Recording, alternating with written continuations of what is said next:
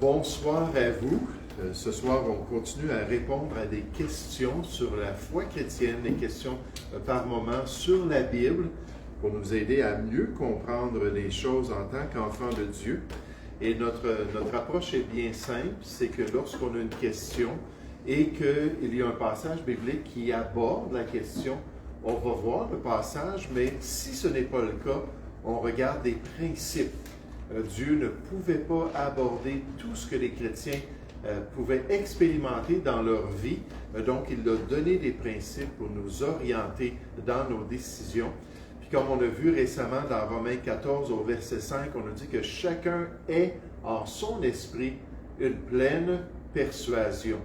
Donc, il faut être de ces chrétiens-là qui ont la paix devant Dieu, qui ont une conscience pure, alors qu'ils pratiquent des choses, surtout comme notre première question, les deux premières questions qui traitent d'éthique.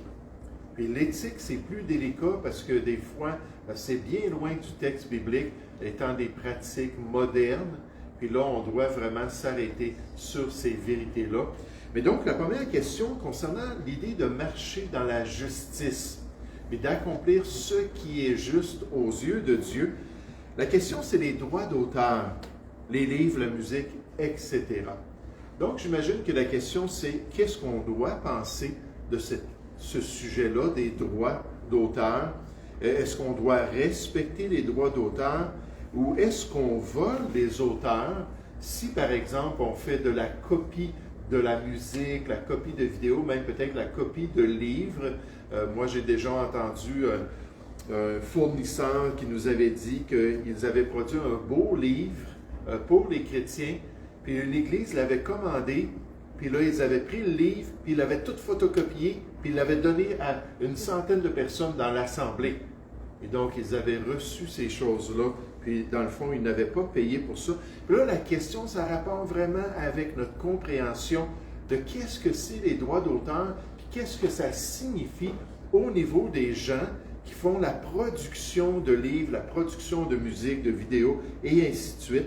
Certains chrétiens vont dire, mais j'ai payé pour ma copie. Donc, elle m'appartient, puis je peux en faire ce que je veux.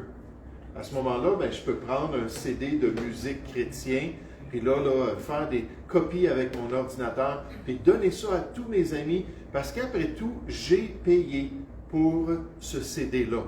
Donc, j'en fais ce que je veux. Tandis que d'autres personnes vont dire, oui, mais les auteurs de ces productions-là, qu'est-ce qu'eux nous permettent de faire lorsqu'on achète ces CD, lorsqu'on achète ces livres-là? Qu'est-ce qu'ils disent qu'on peut faire avec ce qu'ils ont produit? Et là, ils veulent vraiment respecter cela, puis s'assurer de ne pas voler ce qui ne leur appartient pas en faisant des copies et en faisant d'autres choses. Donc, si pour un chrétien, il dit « Non, non, j'ai le droit, puis j'ai la paix avec ça », et là, il va avoir un élément de sa conscience qui va justifier ce qu'il fait avec ses livres, la musique, ainsi de suite.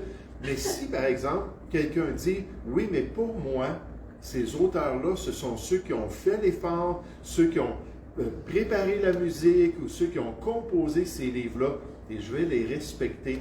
Donc, à ce moment-là, je veux m'assurer de faire ce qui est bien. » D'accord, ça n'avait pas parti? Il faisait le... Oui, d'accord. Tournez avec moi dans Éphésiens chapitre 4, s'il vous plaît. Éphésiens chapitre 4. Encore une fois, on nous parle de cette question-là, de la nouvelle vie en Jésus-Christ, dans Éphésiens chapitre 4, 5 et 6. Puis, donc, je sais que l'écran ne fonctionne pas bien. Et j'ai mon gendre avec moi. Donc, je vais lui demander, après la réunion, peux-tu regarder pourquoi? Est-ce que ça fait cela? Mais alors qu'on nous parle de cette nouvelle vie en Jésus-Christ, ce changement, cette transformation, alors qu'on se dépouille du vieil homme, on se dépouille de notre vieille nature, la chair, pour se revêtir du nouvel homme, là, on va s'arrêter sur ce changement-là dans notre perspective de ce qui est légal et ce qui ne l'est pas. Dans notre perspective de ce qui est un vol et ce qui n'est pas un vol. Dans Éphésiens chapitre 4, on nous dit au verset 28 que celui qui dérobait ne dérobe plus, mais plutôt qu'il travaille en faisant de ses mains ce qui est bien, pour avoir de quoi donner à celui qui est dans le besoin. Donc ça, c'est un des éléments par lequel on peut attrister l'Esprit de Dieu.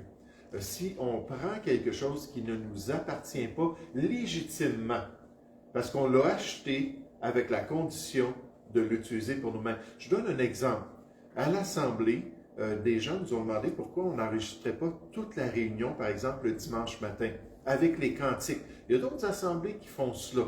Nous, on a reçu des avis d'avocats chrétiens nous disant que c'est très délicat de mettre des choses comme des cantiques sur Internet et qu'il pouvait y avoir des poursuites. Il y a un regroupement d'avocats canadiens qui nous avait avertis à 2 reprises disant « Vous pouvez être poursuivis, puis si le juge donne raison à ces auteurs-là, bien, ça va vous coûter cher. » Donc, ils nous mettaient en garde contre ça. Mais quand j'ai commencé à juste permettre ça une couple de fois, qu'on ait 1 ou 2 cantiques d'enregistrer, j'ai tout de suite eu des avertissements sur les réseaux sociaux, des compagnies comme YouTube et Facebook, disant il y a des droits d'auteur que vous êtes en train de violer. Donc, je me suis dit, OK, on va cesser de faire ça. Parce que je pense que c'est légitime, puis que c'est quelque chose de mauvais. Dans le fond, on chante ces cantiques-là dans l'Assemblée parce qu'on a tous les recueils. Donc oui, on a le droit, on a en notre possession les recueils qui justifient que chacun peut chanter ses cantiques, mais sur Internet, ils n'ont peut-être pas ces recueils-là. Donc, les auteurs nous disent qu'ils ne devraient pas bénéficier de cette musique-là. Donc, c'est juste un exemple comment est-ce qu'on peut gérer cela. Des vidéos en Église. C'est arrivé à quelques reprises que je voulais acheter un vidéo chrétien sur le créationnisme, par exemple. Sur un des vidéos qui m'intéressait beaucoup, c'était la perspective des ovnis, des extraterrestres, d'une perspective historique et une perspective biblique. Puis là, j'ai regardé un petit peu le contenu, puis je me suis dit, comme ça serait intéressant. Mais je les ai contactés, puis j'ai dit, si je présente ça sur notre écran, puis on écoute ça en Église, qu'est-ce que ça ferait? Est-ce qu'on a le droit de faire ça? Ils ont dit non, vous n'avez pas le droit de le faire. En fait, il faudrait payer, puis je pense que c'était 100 $ américains, dépendant de la quantité de gens. Puis là, j'avais parlé d'une vingtaine de personnes, puis on dit que ce serait 100 $ américains que vous devez payer pour que ces gens-là puissent regarder ça. Certains n'en feraient aucun cas. Je me souviens, à un moment donné, j'avais pris un livre sur le livre de l'Apocalypse. J'avais demandé là, à une société d'impression de livres de pouvoir l'utiliser en français. Tout traduire le livre, puis ensuite l'enseigner. Puis ils m'ont dit, sais-tu quoi? Tu nous contactes pour nous demander la permission. Ils disent, on est vraiment surpris. Puis on va te la donner, la permission. Fais ce que tu veux avec ce livre-là. Parce qu'ils disent, la plupart des églises ne font pas ça. Prennent encore une fois, un exemplaire, en font des copies pour toute la classe d'école du dimanche des adultes, ils les utilisent. Puis on dit, puisque toi, tu as voulu faire ce qui est bien, on te donne pleine permission de l'utiliser. Donc, ayant cette conscience-là qu'on veut faire autant que possible, parce que là, il y a des nuances dans tout ça, mais qu'on veut faire ce qui est bien. Dans Tite, chapitre 2, au verset 9, on nous dit « Exhorte les serviteurs », donc là, on parle à une classe de chrétiens à l'époque, ça nous dit « à ne rien dérober ». Dans leur travail pour ces maîtres-là, ces serviteurs-là ne devaient pas rien dérober, encore une fois nous montrant l'importance de chercher à garder une bonne conscience. Donc, qu'est-ce que je réponds à ce sujet-là concernant les droits d'auteur? Je pense qu'il faut les observer. Regardez quand on achète un livre, un vidéo, un CD. C'est certain que le docteur Kent Hovind, c'était merveilleux. Parce que tout ce qu'il produisait, les vidéos, les conférences, il disait faites-en des copies. Puis vous pouvez le répandre, puis utiliser ce matériel-là. Mais ça, c'est vraiment l'exception à la règle. Donc, est-ce qu'il y a des questions concernant les droits d'auteur? Oui. Oui, si je publie sur les réseaux sociaux une page d'un livre, comme méditation, est-ce que c'est voler un droit d'auteur à l'auteur du livre? Il faudrait presque s'informer auprès de l'auteur ou auprès de ceux qui le produisent. Parce que je sais que, comme j'ai dit, il y a des nuances à ces choses-là. Quand on écrit un livre, par exemple, là, j'ai écrit différents livres, on a le droit d'utiliser des citations de livres sans les payer pour pouvoir ensuite les avoir dans le livre, mais avec la condition qu'on ne vende pas le livre pour de l'argent. Donc, moi, j'ai produit des livres, il y avait un regroupement chrétien qui imprimait mes livres, tout ça, mais il demandait juste un montant pour le papier, donc 5 $ ou quelque chose de genre. Et moi, j'en recevais absolument rien. J'ai jamais eu de revenus de cela. Donc, il y a, comme j'ai dit, des droits pour une utilisation partielle d'un livre. Quand quelqu'un prend tout le livre, puis le copie, puis le donne à d'autres personnes, là, c'est quelque chose. Donc, je ne peux pas répondre à cela. Je ne sais pas si c'est trop de prendre une page, parce que je sais que c'est en format de page avec une journée de méditation, mais je ne sais pas si moi, j'oserais le faire. Mais comme vous le voyez, j'ai des citations d'auteurs régulièrement, mais c'est juste une petite fraction du livre. Puis je ne sais pas, est-ce qu'il y a quelqu'un qui connaît les lois qui pourrait répondre, Chani? Si vous regardez à l'intérieur des livres, généralement, ça va être spécifié. Si par exemple, il est écrit « toute reproduction est interdite », alors ça, c'est autant une copie qu'une photo, qu'une photocopie, des choses comme ça. Des fois, ça va être spécifié sauf pour usage personnel. Vous prenez votre livre, c'est écrit trop petit, vous faites une photocopie agrandie que vous utilisez pour vous, vous ne la partagez pas, ça c'est une chose versus... Donc, Chani dit que ça va dépendre. Des fois, ils vont le dire dans la description s'ils peuvent utiliser finalement juste personnellement ou pour plus que cela. Oui? Juste ici, dans notre livre « L'eau et Dieu », qui est fait par Raymond Clichat, qui autrefois était à Québec, ça dit « Nous avons cherché depuis 30 mois les noms des compositeurs, auteurs et détenteurs des droits d'auteur de toutes ces sélections pour avoir l'autorisation nécessaire. Puis, quand ils ne savent pas c'est qui, ils marquent « Inconnu ». Nous apprécions beaucoup l'information, mais là, je pensais que ça le disait suite à ça. OK, nous avons tout fait pour reproduire ces sélections. Je pensais qu'il parlait de ce livre-là, mais il n'y a rien ici qui est dit sur ça. Non, plus dans le célèbre non. Oui, Chani. Souvent, il va être écrit « tout droit réservé ». OK. Donc, ça, habituellement, ça inclut les droits de copie ou quoi que ce soit. Ce qui est intéressant lorsqu'on prend des choses sur Internet, par exemple, c'est qu'il y a des classifications sur Internet. Oui. Et des fois, ça nous dit qu'on peut l'utiliser à notre guise, le reproduire, le répandre. Mais pour les livres, en général, c'est plus dans les livres qu'on peut voir ça. Oui. Et les chants de 50 ans et plus. Donc, les chants, d'accord, de 50 ans et plus, à ce moment-là, on a le droit de pouvoir là, les reproduire. Madame Lolé? OK, c'était par rapport justement, si je décide d'envoyer un chant, les paroles d'un chant à un frère ou une sœur, parce qu'il est en train de vivre quelque chose, puis ce chant-là, je trouve que c'est à propos. Est-ce que ça va ou... Ça, je pense que c'est en vous, puis le Seigneur a le décidé, mais c'est ça, c'est intéressant quand ça a une certaine date, qu'on sait exactement là, des cantiques qu'on chante, des fois que c'est en 1700 que le cantique a été composé, puis, donc oui, ça peut répondre. Mais il y a des sites comme Cantique Quest ou comme Louange, quelque chose, ils ont déjà le chant en ligne. Okay. Puis tout le monde, c'est marqué qu'on peut le reproduire. Donc, si vous prenez ça sur ce site-là, à ce moment-là, peut-être. Donc, c'est de trouver finalement des endroits qui seraient propices. Là, puis, Le célèbre je Dieu, sais que c'est tout contraignant, droit je le sais. réservé. Dans le célèbre Dieu, c'est marqué à 2 reprises, tout droit réservé.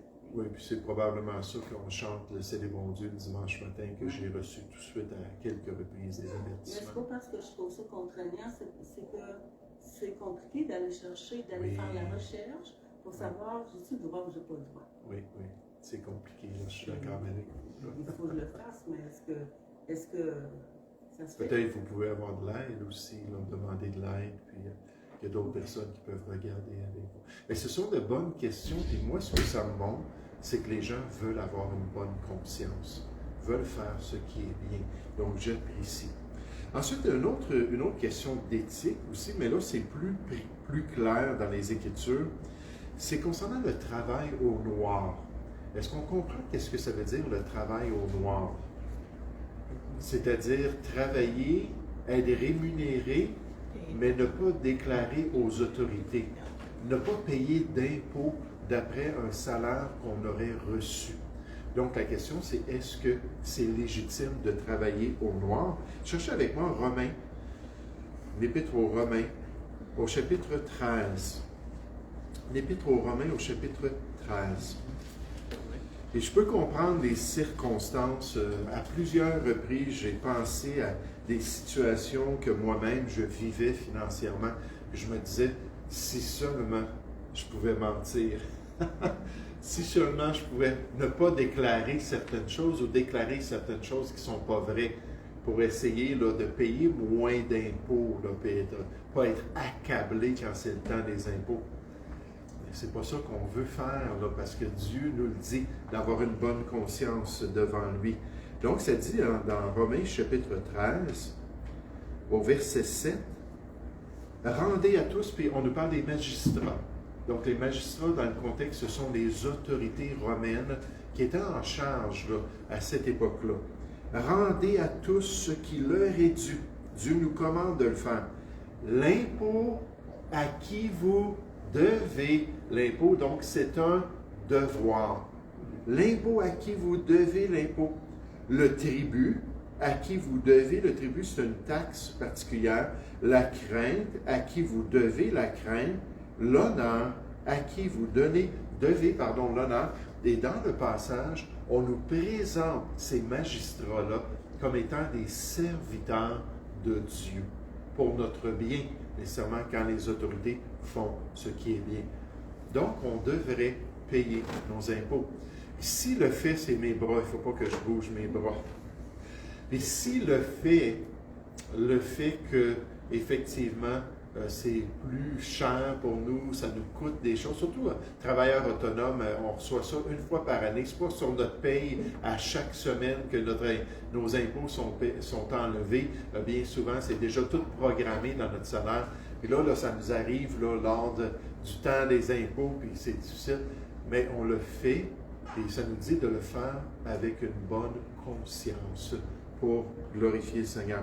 Même nous, personnellement, lorsqu'on demande un service d'une compagnie, que ce soit un garagiste, et ainsi de suite, puis ils nous offrent de juste le payer, mais sans que ça soit là, marqué nulle part, puis ne pas payer les taxes. Parce que les taxes, c'est une autre contribution qu'on fait aux autorités.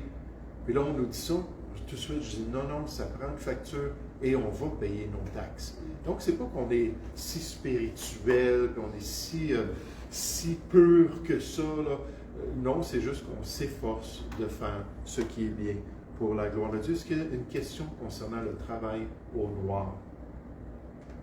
Donc, il ne semble pas. OK, on continue.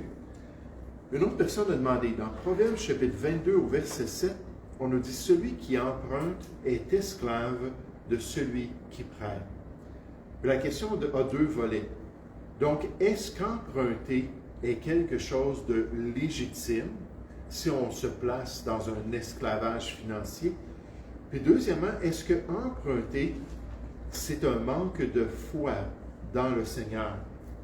Dans le fond, emprunter, bien souvent, c'est que quelqu'un veut acheter de quoi avant qu'il ait la capacité de pouvoir acheter cela. Et est-ce que c'est tout simplement un manque de foi?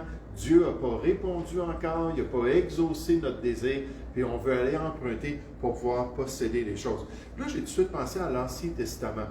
Il y avait des règles parmi le peuple juif concernant les emprunts, mais il n'y avait jamais de critique au sujet de ceux qui empruntaient quelque chose. Dieu voulait limiter l'abus. Donc, quand quelqu'un empruntait, il n'allait pas avoir un pourcentage, voyons comment est-ce qu'on appelle ça, un intérêt ou de l'usure qu'il devait payer à cause de son emprunt. Et Dieu donnait des instructions concernant quand il fallait remettre la dette à la personne à l'année du jubilé, la 50e année. Il y avait toutes sortes de règles, mais on ne voit pas du tout de critique d'emprunt. Là, j'ai pensé au Nouveau Testament. Il y a seulement un verset qui m'est venu à l'esprit. Cherchez avec moi Romains chapitre 13, vous êtes déjà là. Et là, c'est le verset 8. Et on le sait qu'aujourd'hui, le crédit est exagéré. Ah, les gens sont beaucoup, beaucoup endettés.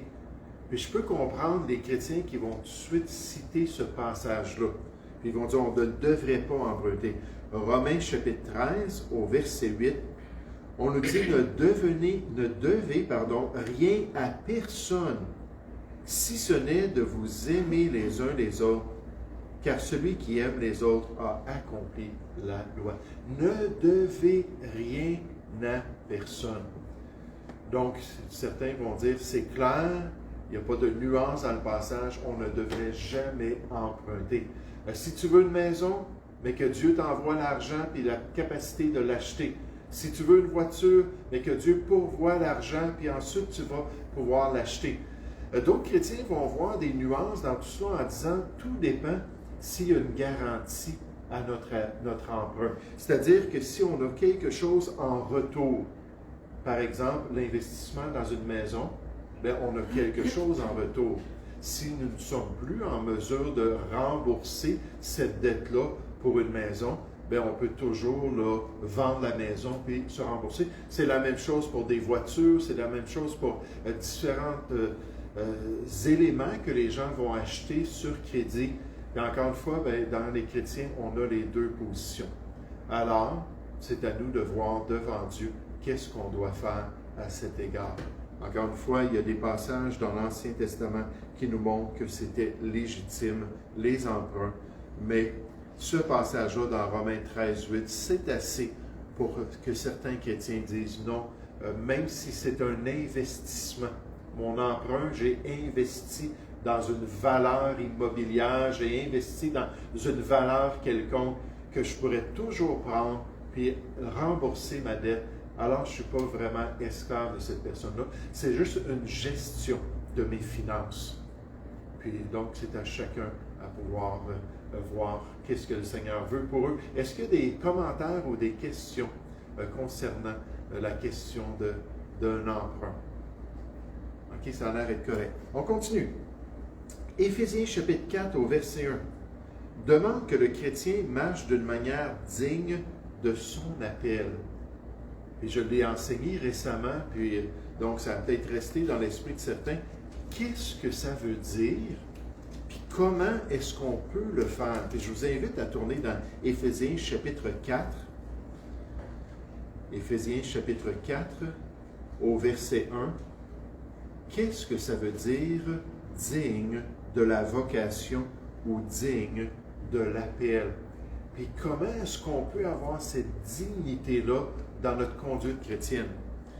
Donc, Éphésiens chapitre 4 au verset 1, ça dit « Je vous exhorte donc, moi le prisonnier dans le Seigneur, à marcher d'une manière digne de la vocation ou de l'appel, dans certaines versions, qui vous a été adressé. » Puis là, remarquez ici qu'on parle de dignité, on parle d'une marche qui est digne. Et on parle beaucoup de la marche en tant que chrétien dans les Écritures. Qu'est-ce que c'est la marche? C'est notre conduite. Qu'est-ce que c'est la marche? C'est la direction de notre vie. Qu'est-ce que c'est la marche? C'est notre manière de vivre notre vie chrétienne, notre style de vie chrétienne.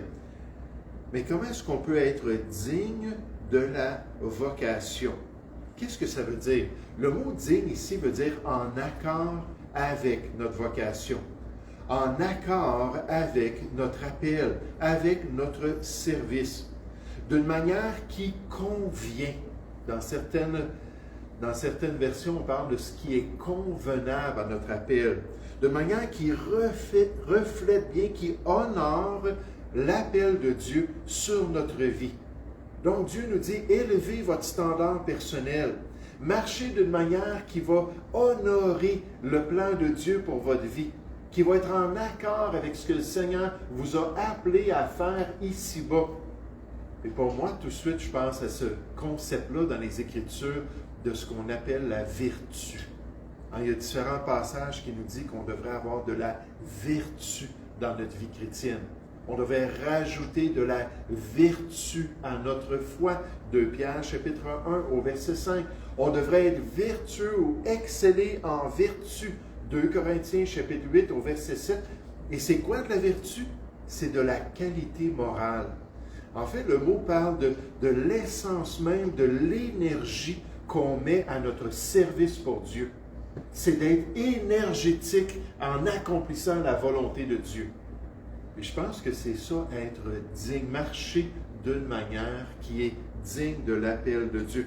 Là, quelqu'un pourrait demander, oui, mais comment exactement est-ce qu'on peut être digne? Les versets 2 et 3 nous le disent dans le passage. Éphésiens chapitre 4, on peut relire le verset 1.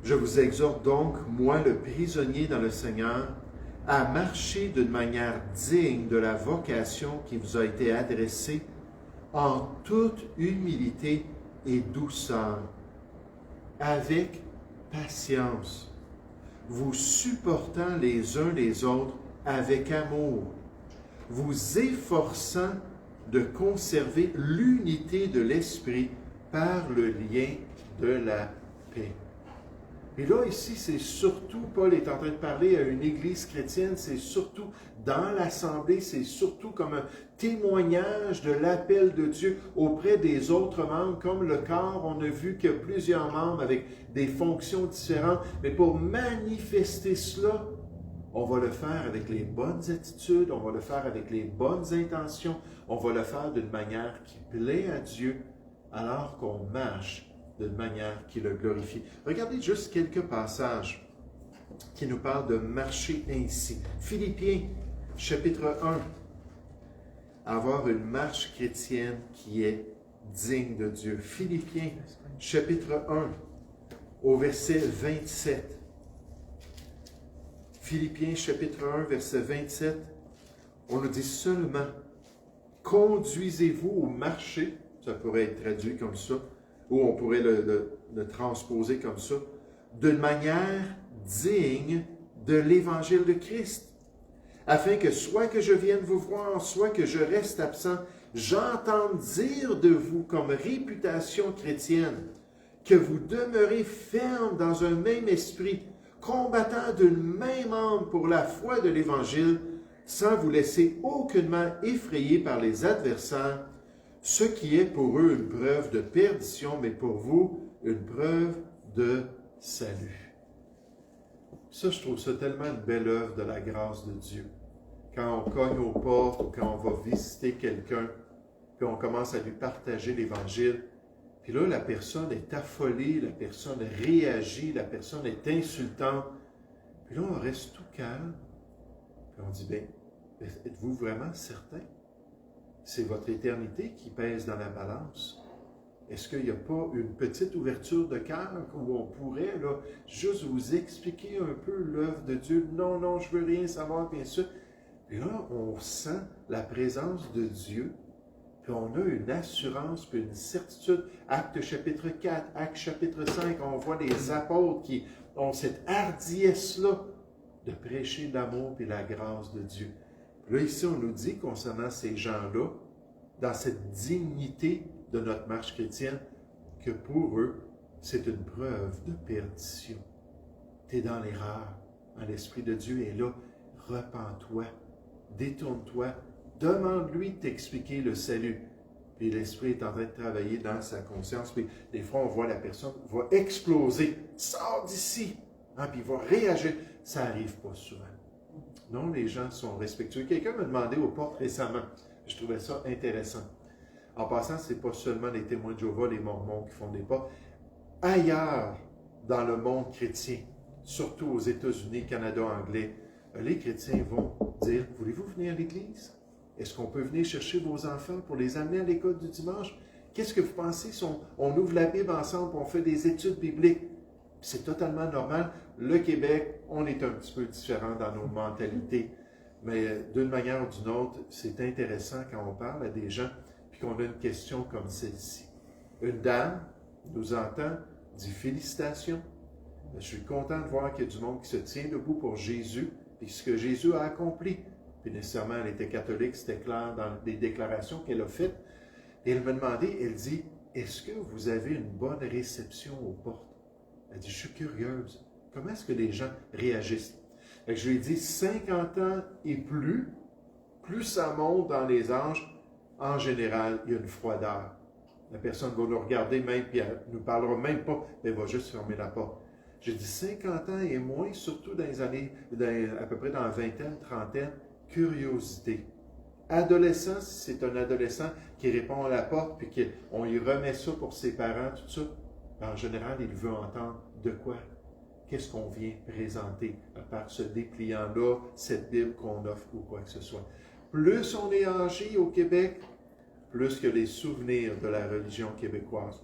Du moins, je m'imagine. Puis des fois même, je vais demander, mais pourquoi? Pourquoi est-ce que vous réagissez ainsi? Avez-vous subi des injures, de l'abus? Puis là, j'aime ça entendre ce que les gens ont à dire sur la question.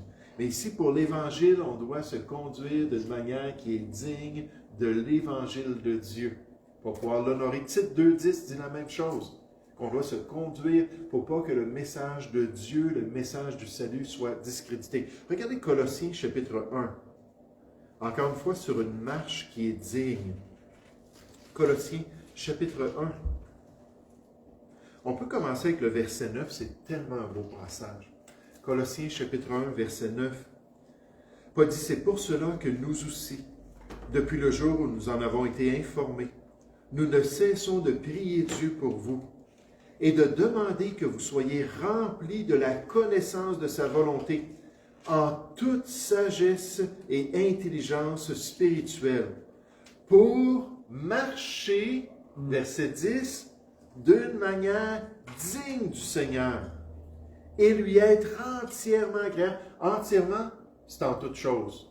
On se souvient d'un Pierre 1,15, puisque celui qui vous a appelé est saint, vous aussi soyez saints dans toute votre conduite, on pourrait dire dans toute votre marche. Soyez saints pour lui être entièrement agréable, portant des fruits en toutes sortes de bonnes œuvres et croissant par la connaissance de Dieu. Marcher d'une manière digne du Seigneur. Juste un dernier passage, 1 Thessaloniciens chapitre 2 au verset 12, sur cette dignité que le Seigneur veut pour l'enfant de Dieu. 1 Thessaloniciens chapitre 2 au verset 12. 1 Thessaloniciens chapitre 2. Moi, je n'ai pas ma version ici, donc c'est dur de trouver où les versets débutent. C'est juste comme des chiffres sur le côté et pas dans le texte. On va commencer avec le verset 11, ça va m'aider. Vous savez aussi que nous avons été pour chacun de vous ce qu'un père est pour ses enfants, vous exhortant, vous consolant, vous conjurant de marcher d'une manière digne de Dieu qui vous appelle à son royaume et à sa gloire. Donc là, ce n'est pas l'appel nécessairement du service, l'appel particulier de Dieu sur nos œuvres qu'on a à accomplir. Là, c'est l'appel de Dieu pour aller un jour dans son paradis. Il nous dit, nous vous conjurons. C'est une prière intense qu'on vous présente de marcher d'une manière digne de notre Dieu, qui nous permet d'avoir l'héritage des saints, puis un jour de s'en aller dans la gloire, qu'on puisse être différent. Est-ce qu'il y a des questions sur cette dignité d'Éphésiens 4 au verset 1? Oui? C'est intéressant dans tous les deux passages en Éphésiens et Colossiens. Il stressait la nécessité de notre unité et nous avons toutes les mêmes vocations. Nous sommes tous les serviteurs de Christ. Donc, nous avons des dons différents, mais nous avons toutes les mêmes vocations. Et quand nous avons cette idée et nous avons cette unité, quand nous avons tous les dons différents, c'est bon en le corps de Christ. Oui, excellent. C'est un bon commentaire qu'on peut avoir cette dignité-là, chacun de nous, avec une unité de perspective, une unité de service dans le corps du Seigneur Jésus, malgré la diversité, l'unité dans cette diversité. Merci beaucoup.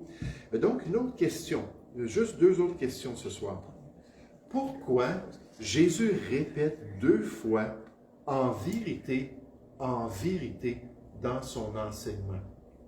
Pourquoi est-ce que Jésus répète 2 fois en vérité, en vérité? En fait, si on regarde les 4 évangiles, c'est seulement dans l'évangile de Jean, à 25 reprises, donc ce n'est pas négligeable, Mais 25 fois, Jésus répète en vérité, en vérité. Ailleurs, il va dire en vérité, puis là, il va donner le message qu'il a à donner. Là, la question, c'est pourquoi? Premièrement, qu'est-ce que ça veut dire en vérité? Le mot, dans l'original, c'est le mot amen. Puis le mot amen, c'est une translittération du mot amen dans l'Ancien Testament en hébreu. Donc, ils ont juste amené cela dans le Nouveau Testament pour parler de ce qui est vrai. C'est pour ça qu'on dit en vérité, pour pouvoir affirmer quelque chose, puis en donnant, en soulignant le fait que prenez attention à ce que je vous dis, parce que c'est vraiment quelque chose d'important, c'est quelque chose qui est vrai. Donc, c'est vrai. Puis là, les auteurs nous disent, quand ils le répètent à 2 reprises, c'est comme si Jésus dit, c'est certain. C'est certain, c'est garanti. Ceux qui étudient la langue grecque nous disent que en vérité, ce serait une manière très forte de confirmer une vérité quelconque. C'est comme si c'est souligné. Ce matin, on l'a entendu, le pasteur a dit, quand Dieu répète quelque chose à 2 reprises, c'est parce qu'il veut qu'on porte attention, puis qu'on voit l'importance de la chose.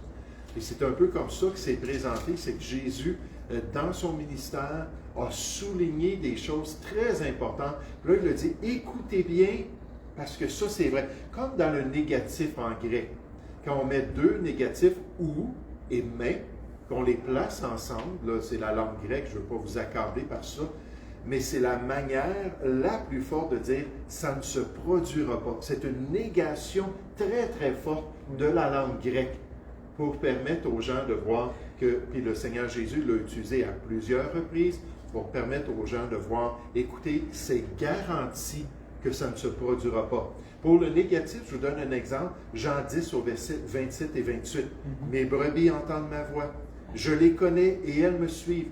Je leur donne la vie éternelle et elles ne périront jamais, absolument pas. Elles ne peuvent pas perdre la vie éternelle. » J'aime le docteur West dans sa version, puis il nous dit, c'est clair, c'est garanti, ça ne se produira pas. Parce que les 2 négatifs ensemble, ça ne fait pas un positif dans le grec, d'accord? Les 2 négatifs, ça fait un super négatif. Mais là, amen, de la même manière, c'est une confirmation qui est très forte. Maintenant, regardons pas 25 exemples, juste quelques exemples. Jean chapitre 3, pour vous montrer quand Jésus a utilisé cela. Jean chapitre 3. Jésus est rencontré par un homme qui était un chef des pharisiens qui s'appelait Nicodème. Jésus le décrit comme étant plus grand que Gamaliel. Vous vous rappelez, l'apôtre Paul a été formé sous Gamaliel, mais dans la tradition juive, Gamaliel, au 1er siècle, c'était comme l'apogée, c'était comme le plus grand rabbin, le plus grand enseignant. Et pourtant, Jésus dit que Nicodème, il est le docteur d'Israël.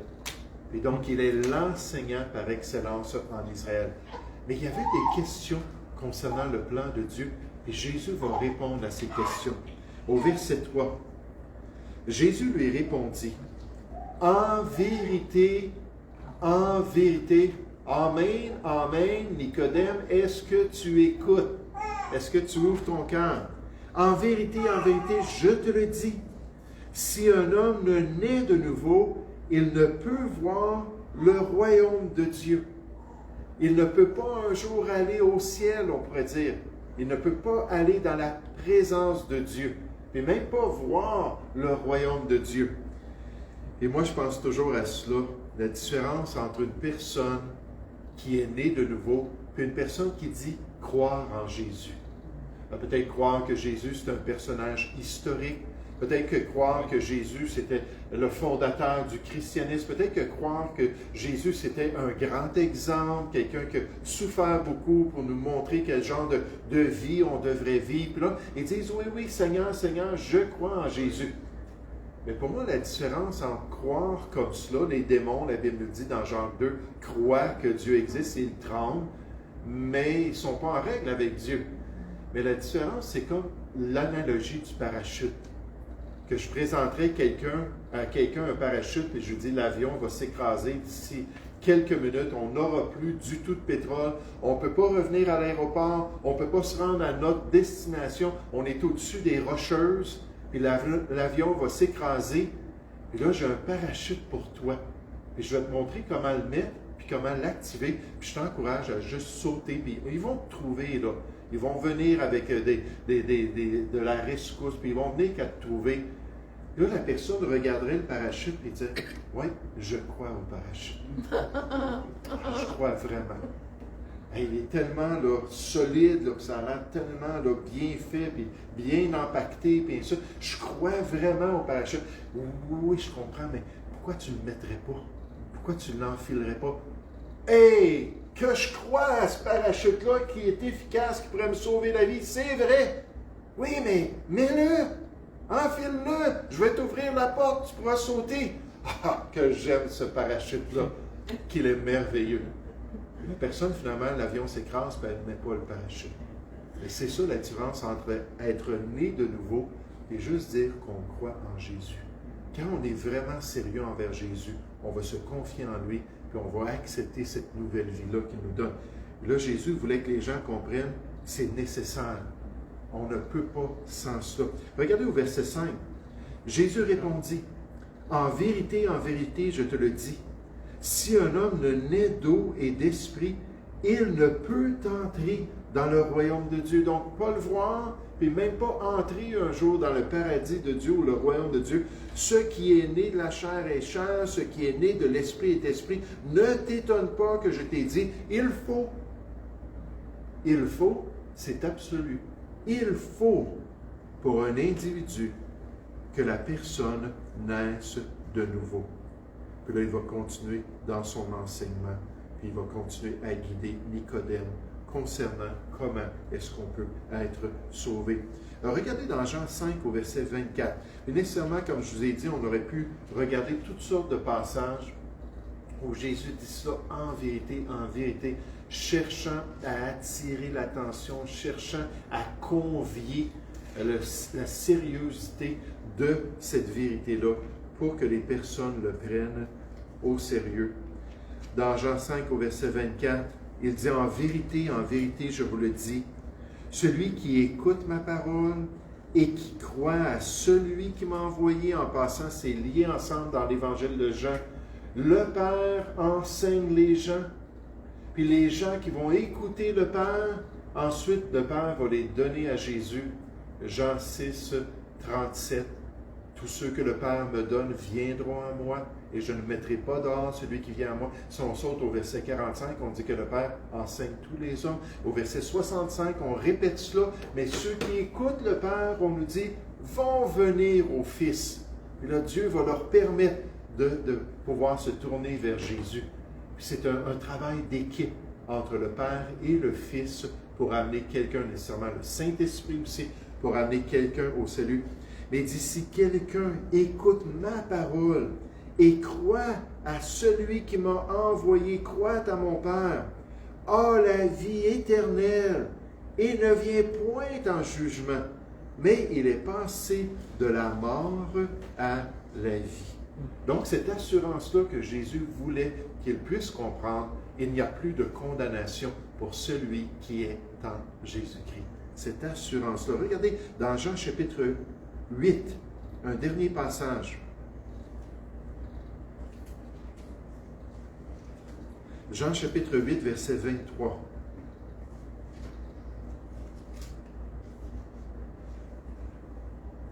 Non. Non, c'est pas le bon passage. C'est quand même un beau passage. Oui. Il n'y a pas de « en vérité ». Verset 23, il leur dit « Vous êtes d'en bas, moi je suis d'en haut. Vous êtes de ce monde, moi je ne suis pas de ce monde.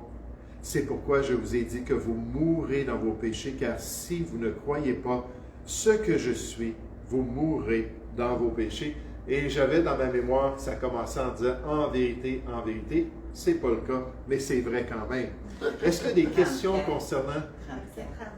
Oh, le verset 34, merci. en vérité, je vous l'ai dit, leur répliqua Jésus, quiconque se livre au péché est esclave du péché. Oui, comme j'ai dit, il y a 25 reprises dans l'évangile de Jean. Ça, c'est un autre exemple. Est-ce qu'il y a des questions concernant l'utilisation d'en vérité, dans l'enseignement du Seigneur Jésus? OK. Amen. Donc, une dernière question, puis c'est une question qu'on ne pourrait pas traiter dans toute la soirée, mais quand même, je veux juste faire un petit résumé.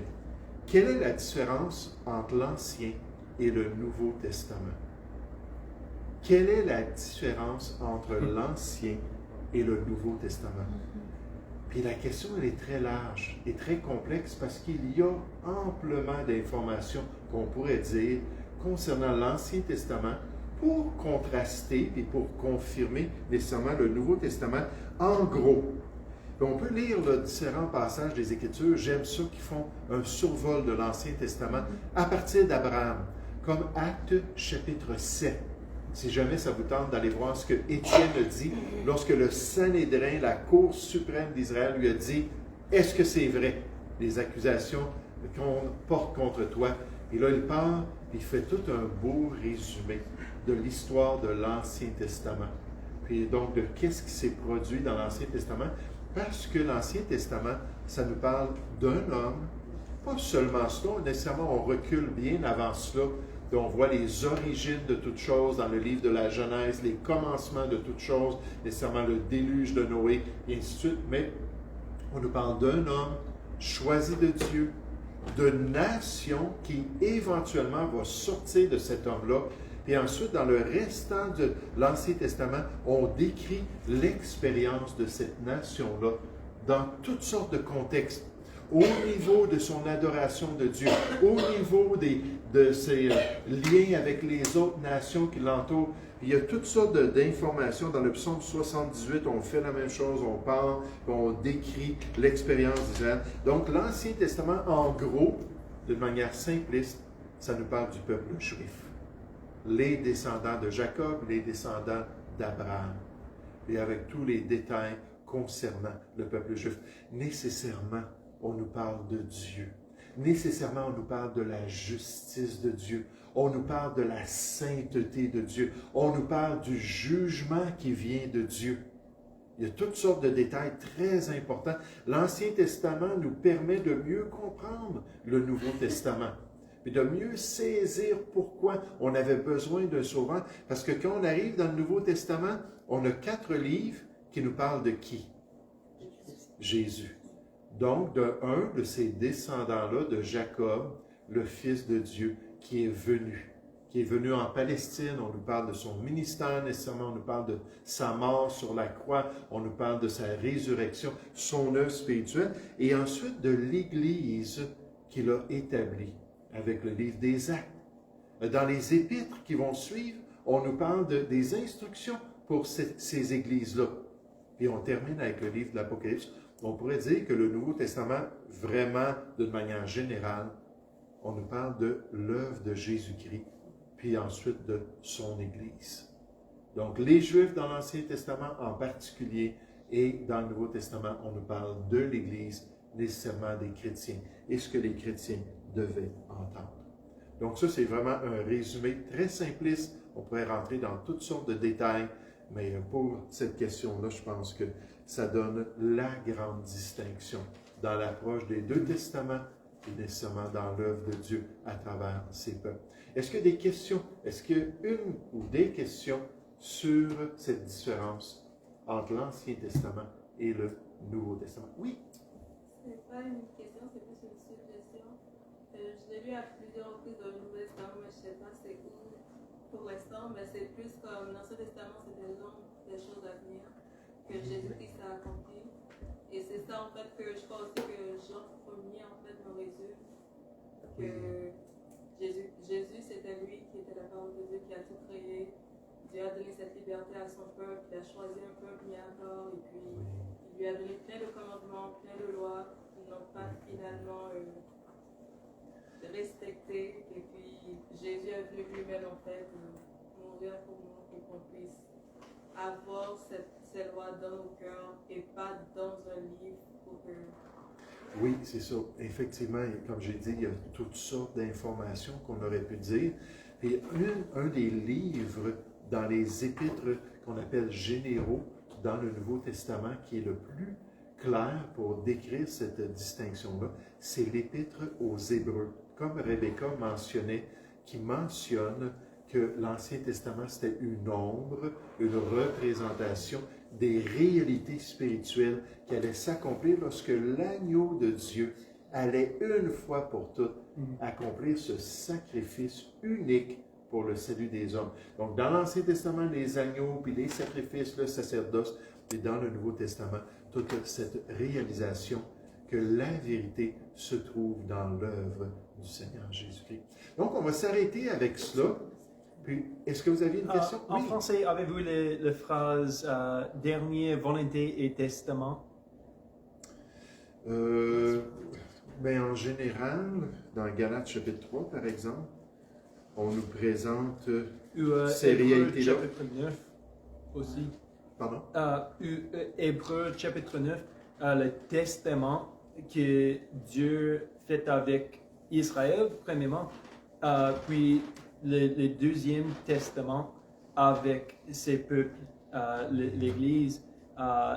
Et il dit en Hébreux chapitre 9, verset 17, un testament, en effet, n'est valable qu'en sa demeure, puisqu'il n'a aucune force tant qu'il le testateur vit. Et quand Jésus mourit, est mort, puis ce testament, le deuxième testament, est en force. Oui, c'est ça. Puis Galates chapitre 3 aussi nous parle de ça, Oui. qu'un testament est inutile si la personne ne meurt pas. Tu peux l'avoir sur ta tablette toute ta vie, puis ça c'est pas actif, mais qu'avec la mort de Jésus, là, c'est devenu actif, effectivement. Oui, c'est vrai. Je pense qu'on utilise juste le mot testament, tandis que des fois, c'est en contraste dans Hébreu, dans l'Épître aux Hébreux, avec l'alliance ou les alliances que Dieu a fait. Donc, il y a plusieurs alliances nécessairement. Puis, donc, testament pour le testateur et pour sa mort qui le rend actif. Oui, c'est vrai. Une bonne nuance là, à retenir aussi. Donc, on va juste prier. On va s'arrêter avec ça ce soir. Oui, Père Céleste, je te remercie pour les questions que les gens ont. Même mercredi, Seigneur, on s'attend que des gens vont pouvoir nous envoyer par Internet peut-être d'autres questions. Et Seigneur, l'objectif, c'est de regarder sommairement, Père, c'est certainement pas une étude en profondeur, mais juste de pouvoir au moins répondre le mieux possible à ces questions-là pour ta gloire. Merci pour les Écritures, merci pour le manuel de vie, merci pour notre conscience, Seigneur, et notre croissance spirituelle qui nous permet, comme Romains 14 au verset 5 nous dit, d'avoir une pleine persuasion lorsqu'on décide des choses et de pouvoir vraiment te glorifier dans notre marche ici-bas. Guide-nous et bénis cette semaine au nom de Jésus. Amen.